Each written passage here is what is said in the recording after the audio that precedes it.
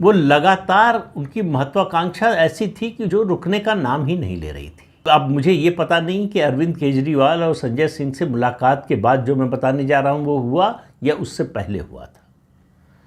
जगदीप धनखड़ ने एक उद्योगपति को बुलाया। उस उद्योगपति के बारे में सब लोग जानते हैं, लेकिन मैं नाम नहीं ले रहा हूँ, क्योंकि जब तक किसी ओर से इस बात की पुष्टि नहीं हो तो नाम नहीं लेना चाहिए।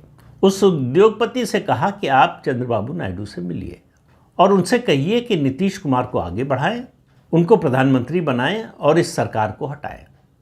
मतलब सरकार एनडीए की रहे, लेकिन नरेंद्र मोदी प्रधानमंत्री न रहे। ये था प्रधानमंत्री नरेंद्र मोदी से उनकी घृणा का स्तर। जिसने उन्हें गवर्नर बनाया, जिसने उन्हें उपराष्ट्रपति बनाया, उसी के खिलाफ षड्यंत्र कर रहे थे। अब भाई कोई पूछेगा तो मना भी कर सकते हैं, हालांकि आजकल कुछ बोल नहीं रहे हैं, लेकिन वो बहुत दिन तक चुप रहेंगे ऐसे व्यक्ति नहीं हैं। वो बोलेंगे तो ज़रूर। इसका मतलब वो अपने बोलने की टाइमिंग का इंतज़ार कर रहे हैं, और उनके लिए टाइमिंग तब होगी, इंतज़ार इस बात का कर रहे होंगे कि जब प्रधानमंत्री नरेंद्र मोदी राजनीतिक रूप से उनको कमज़ोर नज़र आए। ये सरकार जब कमज़ोर नज़र आए, लेकिन इसके कोई आसार लग नहीं रहे हैं। इसके बावजूद मैं कह रहा हूँ जगदीप धनखड़ बहुत दिन तक चुप नहीं रहेंगे। तो उस उद्योगपति को उन्होंने संदेश देकर भेजा चंद्रबाबू नायडू के पास, और वो गए भी। और वो उद्योगपति ऐसे हैं जिनके बारे में भाजपा पर आरोप लगता है कि वो भाजपा के बड़े करीबी हैं।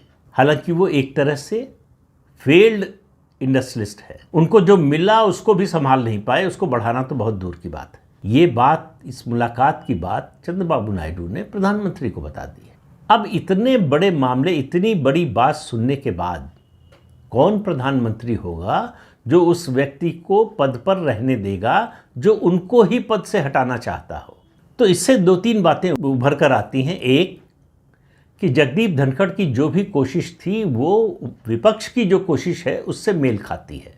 अब मुझे ये नहीं मालूम कि उनका विपक्ष से इस मामले में तालमेल था कि नहीं, या वो विपक्ष के इस इशारे पर या उसके कहने पर कर रहे थे या अपने मन से कर रहे थे, लेकिन वो कर रहे थे। इसके तमाम जो है संकेत प्रमाण मिल रहे हैं।